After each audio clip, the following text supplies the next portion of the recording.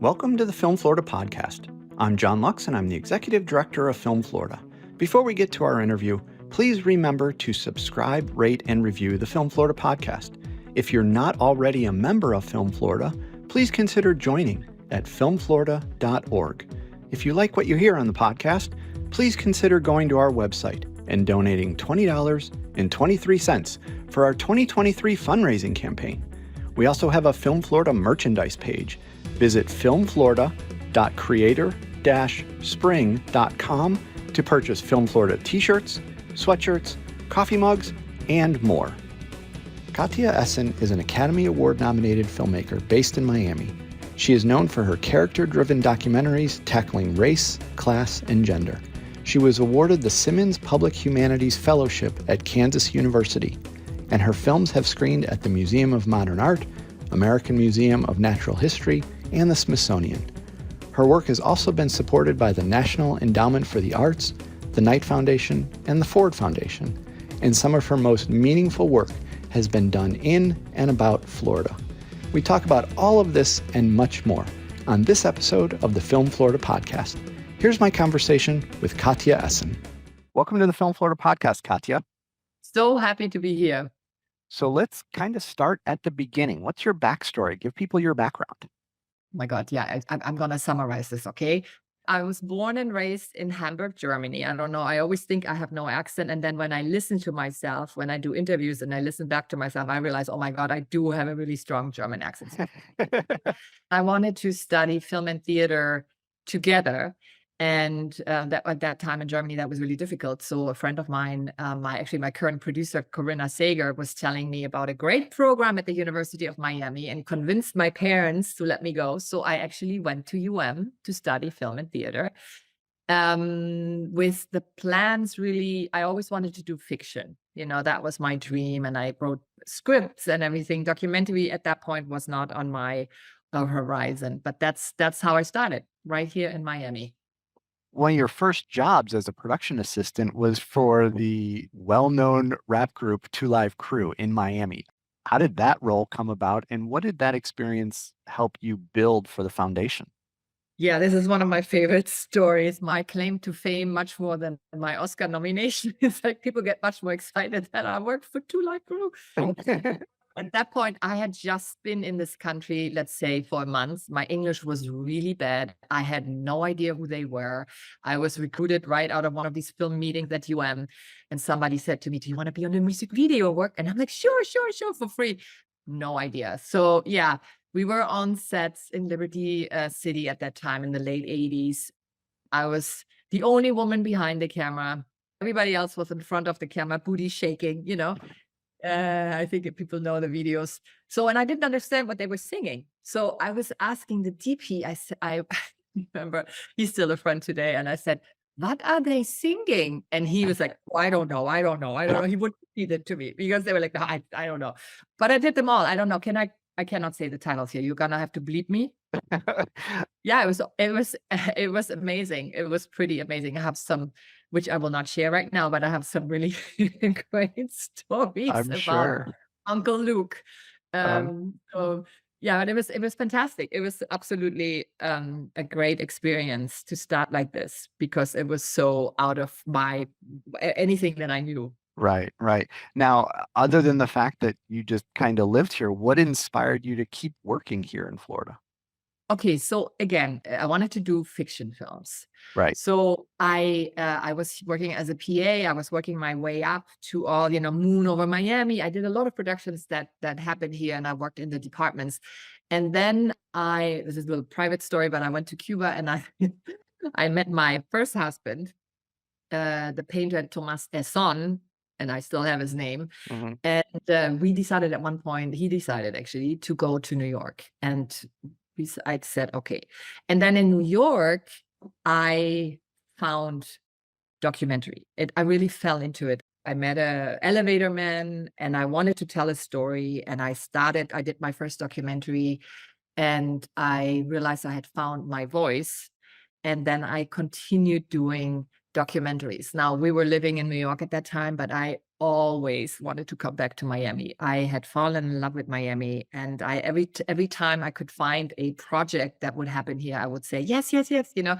Over the years, I've done a lot of documentary series for the German-French station Arte, which is like our PBS over there.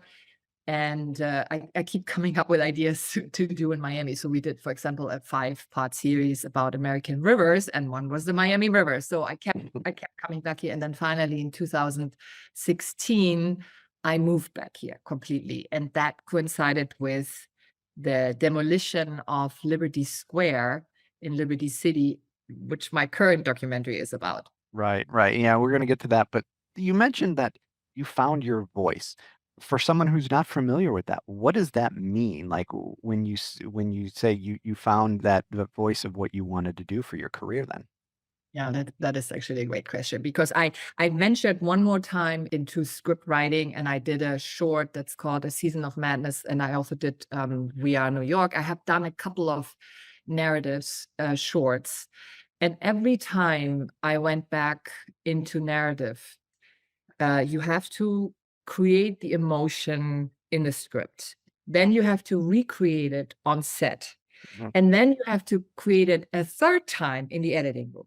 Okay. And documentary, if you do it right, you just get this enormous gift of true emotion, authentic feelings, authentic people.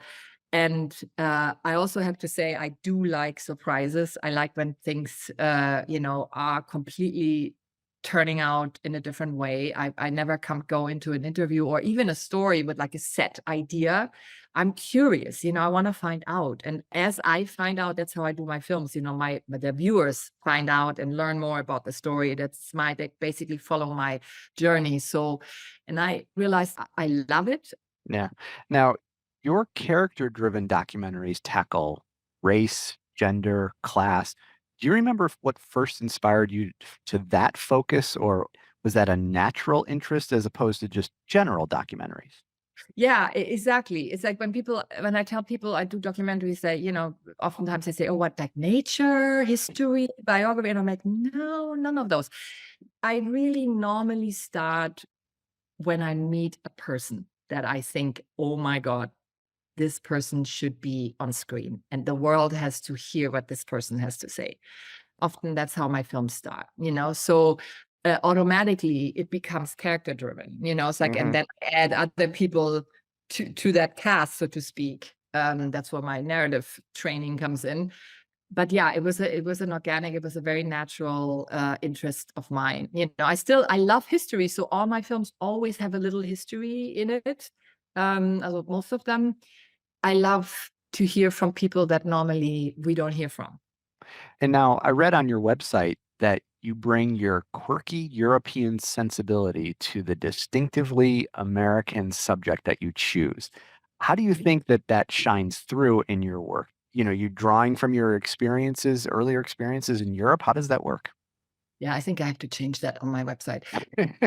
I'm trying very hard not to be so quirky anymore. Now that I'm getting older.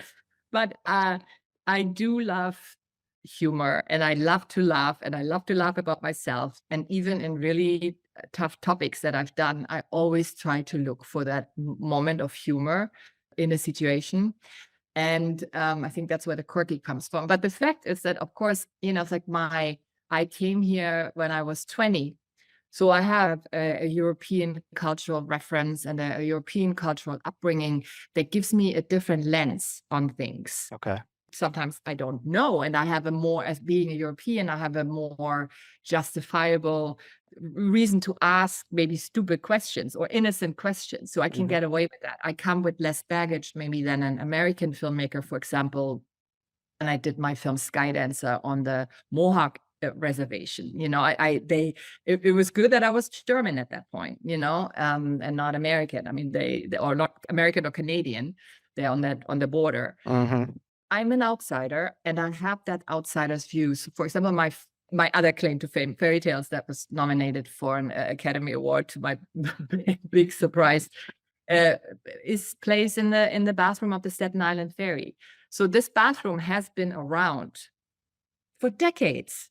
So when HBO bought that film, the head of HBO, Sheila Nevins at that time, she kind of like called me into a penthouse, and she was like reclining on her chaise lounge, and she lowered her glasses, her dark glasses. She's really a character. And she said, "So how come it takes a German to find this thing going on the Staten Island Ferry?" But I think it's exactly that. It's like people have seen it all their life, and then I come, and for me it's completely new. And that is, I think, the sensibility I bring, and a different point of view. I have been here now for a long time, but I still have that. Different. Yeah.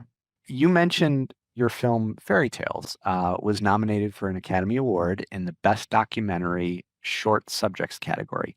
Share what that experience was like and how it felt to see the film recognized in that way. Yeah, that was a crazy ride. That was my second or third film. So I was just at the beginning, and nobody was expecting this. Actually, the film was rejected from all festivals. It's not about a bathroom, who wants that? And also when I pitched it, oh God, they looked at me like, are you crazy? Then we won Best Short at a festival that qualified us, and then it started, And much of that time is still a blur, to be quite honest, because it was so crazy. Because then HBO bought us, they got us a publicist, they got me a stylist who didn't know what the hell to do with me. I got clothes to go on the red carpet. I had to study a speech, who to thank, and we were put up in the Pretty Woman hotel in LA. We went over the red carpet, and of course, it was not just the press here, because I'm German, and actually quite a lot of the team also was German. We suddenly became this German phenomena, So my parents in Germany were haunted by the press. It was crazy, and I was not really ready yet. I was so overwhelmed. After that, I totally withdrew and had to regroup instead of like, trying to take advantage of it, because it was just too much, which was great. That the women, it's a group of women in the film that I'm still very close friends with, that they also got to go on this ride. They really all, the film changed their lives. And I really can say in a good way. I mean, they say it. And that was the best thing, for me, of course, that could happen. So yeah, that was quite amazing. That's great. That's a great story. Now, your work has been screened at the Museum of Modern Art, the Museum of Natural History, as well as the Smithsonian. Which films screened at those venues, and what was it like to see your work in such prestigious locations? Yeah, it was amazing. So my film called Skydancer, about two Mohawk iron workers that travel from that reservation that I mentioned, Akwesasne, every week to the city, to New York, to build these skyscrapers, and then travel 8 hours back north to be on their family, with their family on the reservation. And the life of these two Mohawk iron workers that is torn, between life on the reservation and life in the city. That film was at the Margaret Mead Film Festival, which screened at the Museum of Natural History, and it was an amazing. Yeah, it was we had the protagonists there. They were singing and drumming, and it was, my father came from Germany. And then we also, with the same film, we had a screening at the Smithsonian in Washington, and they had to bring in chairs, that's additional chairs. It was so sold out.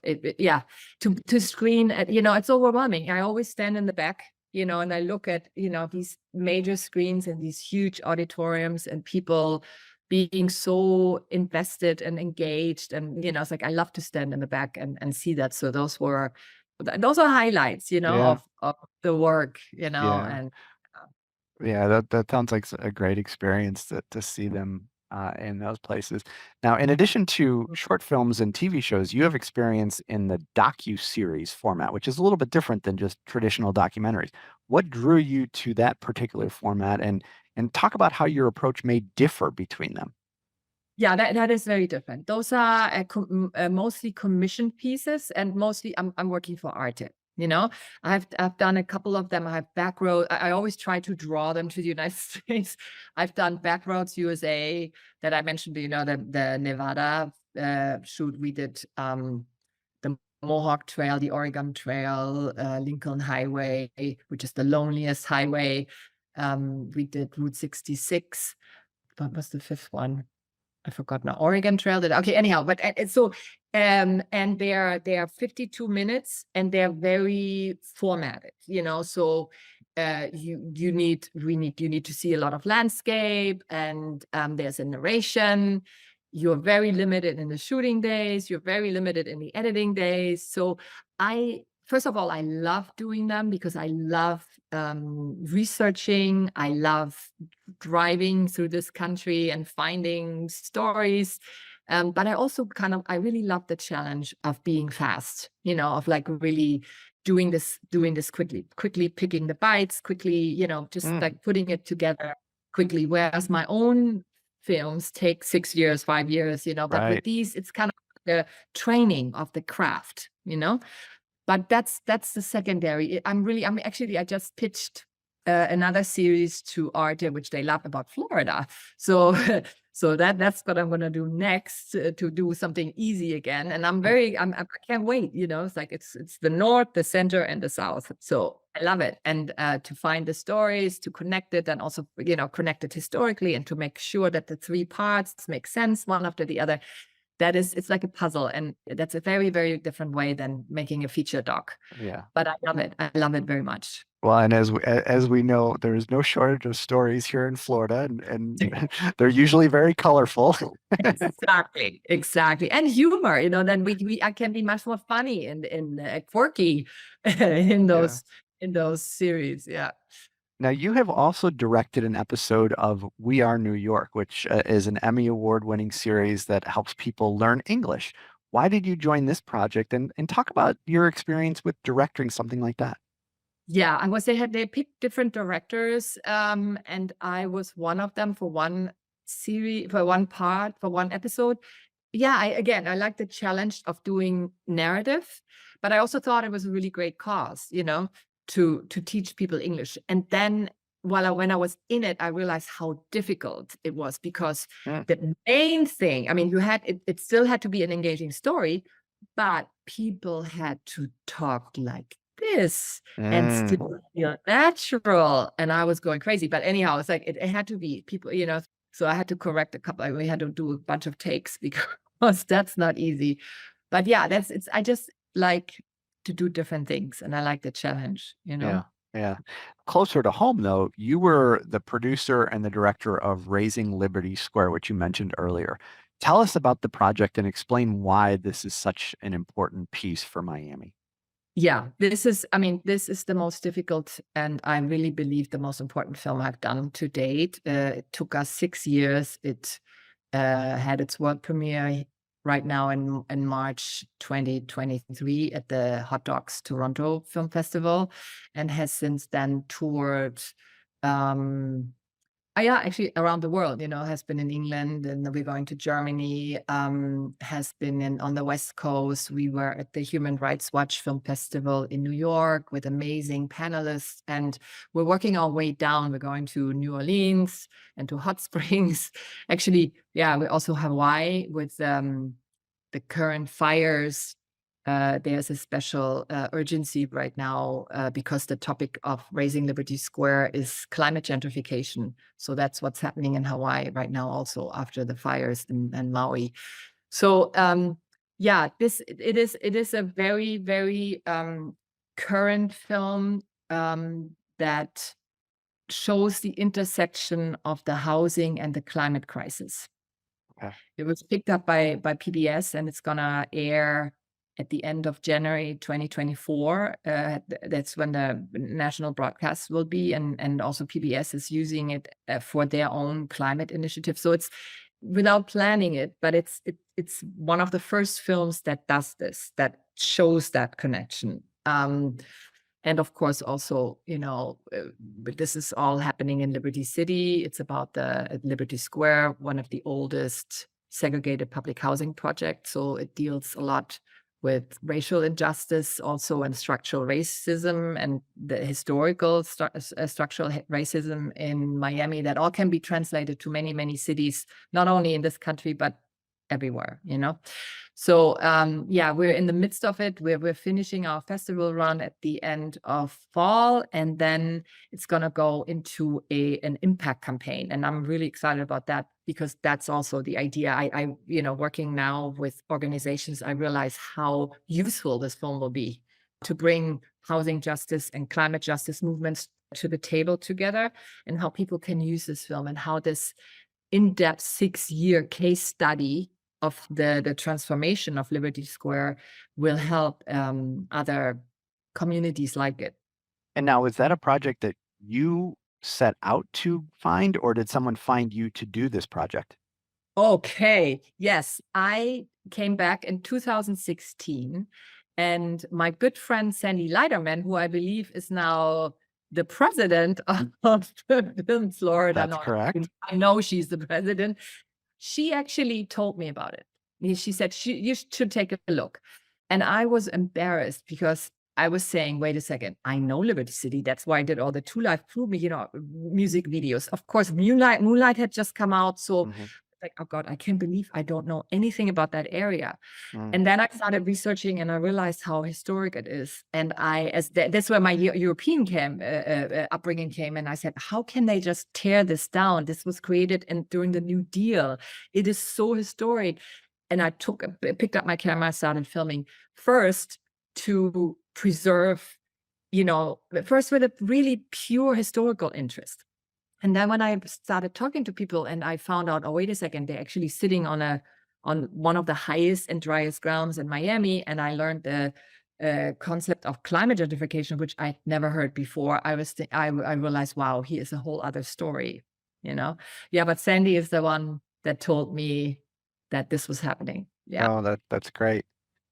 And if I understand correctly, you've also been invited to join the Academy of Motion Pictures documentary branch. Is this something they're doing around the country? Tell us about what it is and how you got involved in it.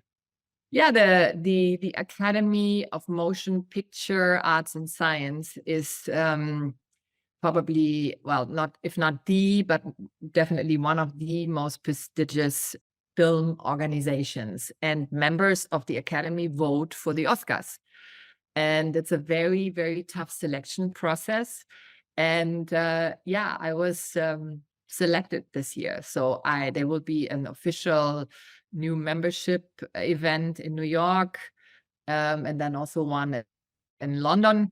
And I will be able to vote on who gets the Oscar in documentary, which is exciting, which is also crazy, because we're in the Oscar race too with our film. You know, obviously, I don't know. I still have to check if I can vote on my own film. I don't think so. Yeah. I was told I'm the only Academy member down here in Miami.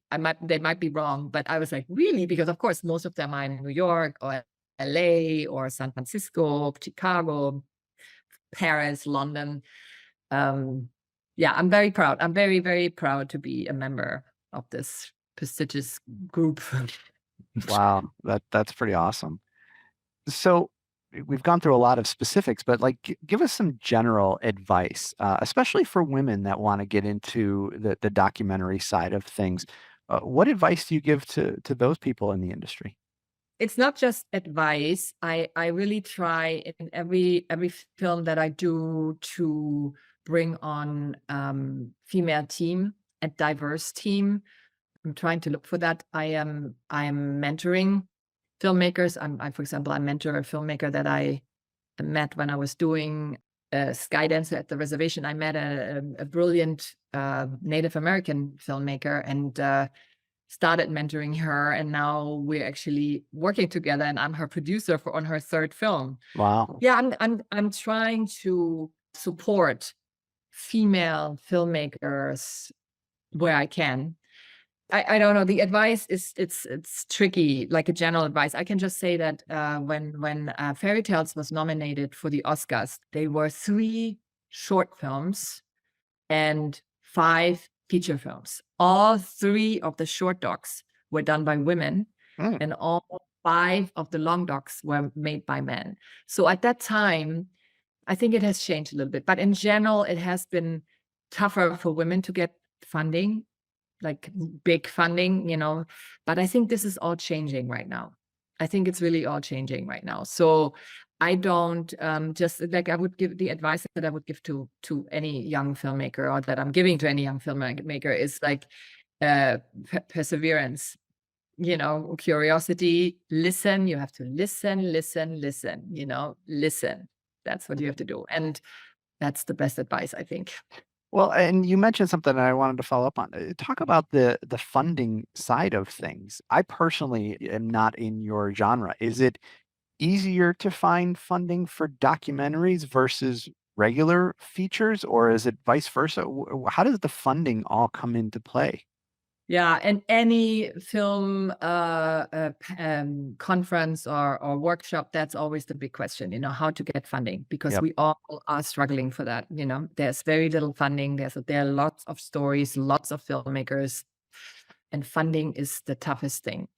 For example, with Raising Liberty Square now, for the first 2 years, I had to finance out of my pocket. I was basically paying it with the last artist series that I had done, really believing that at one point I will get funding, because that's how it normally happens. People don't, like with fairy tales or for, people first say, what? No, they don't believe in the story, or they want to check what you're doing. So, and then once you have something to show, once you have a trailer or a scene or some material, that's mostly when people when funders go, okay, so maybe something is there. And then it's always the first funder. Once you get one funder on board, then it's like a avalanche, the others follow. But you have to get that first funder on board, the first person that trusts in you. And that is, it's super hard. We all have to find our different ways. It's, for example, we're now premiering on PBS, but we applied, I think 4 times, or the 4th time we got it. We applied to the same grant 4 times, 4 years, Wow. and that's not the only one. There are many grants where we applied 2 or 3 times, and then every time, of course, your materials, your presentation, your treatment, is getting better and better and better. And oftentimes these grants will give you feedback, what was not working. And then if you take that and you make it better, you have you have a chance. Yeah, I mean, I get phone calls and emails regularly about funding, and I always say the same thing is look, if I had the Rolodex of people that were willing to fund projects that I could hand out, well, then I probably wouldn't be the executive director of Film Florida. I would be in that line of the business, because it is the biggest struggle that I hear from people. Yeah. Always. Yeah. So we've talked about a lot of different things. Where can people keep up with everything that you're doing? I have a personal website that needs urgent updating. I haven't had time. That is myname.com. But the most recent and more interesting website right now is the one for the current film, Raising Liberty Square, which is raisinglibertysquare.com. Very simple. And there people can, see the bios, they can see the team, they can see our screenings, they can see the press, they can see some pictures, they can see what's going on. And all the fall festivals are coming now, and then we're doing our impact campaign. So I'm going to be busy with that film for a while. So on Facebook, we are also under Raising Liberty Square. And then we have even Instagram, which I'm really proud of because I'm so bad with social media. But it's also Raising Liberty and then SQ. That's our Instagram account. So there is a lot of information. Excellent. Well, a lot of places to find, and if people search your name or search the title of the film, I'm sure they will come across what they need to know. Katja, this has been great. Thank you for spending time with us today and sharing your expertise and your stories. We certainly appreciate you being on the Film Florida podcast and helping tell great Florida stories. Thank you. I'm so happy that I could share a little bit with you guys. Thanks for listening to the Film Florida podcast. For more information about Film Florida, go to filmflorida.org and like or follow our social media pages. If you're not already a member of Film Florida, please consider joining at filmflorida.org.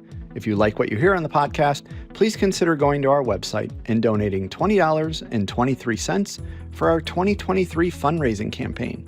Check out Film Florida merchandise at filmflorida.org. podcast.creator-spring.com. And please remember to subscribe, rate, and review the podcast.